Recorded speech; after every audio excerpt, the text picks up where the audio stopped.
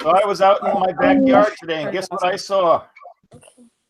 I saw my three little birdies, and I asked them to come in to visit us. And so the three little birds are here. Here they are. 1, 2, 3. They were sitting on my doorstep. And you know what they said to me? They said, don't worry about a thing. Oh. And I said, how come? And you know what they said to me? Every little thing is going to be all right. Oh. Every little thing is going to be all right. And you know what they asked me to do? Guess what they asked me to do? They asked me to sing them a little song. So I said, okay, you're yellow birds.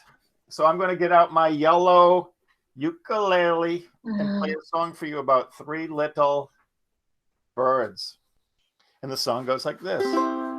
Don't worry about a thing, 'cause every little thing gonna be all right. Don't worry about a ting, 'cause every little ting gonna be all right. Everybody say, every little ting gonna be all right. Say it, every little ting gonna be all right. Don't worry about a ting, 'cause every little ting gonna be all right. Yeah, I can hear you. Woke Sing up it, Howard. this morning, smiled at the rising sun. 30 little birds outside my doorstep, singing sweet songs. Thank you, of melodies pure and true.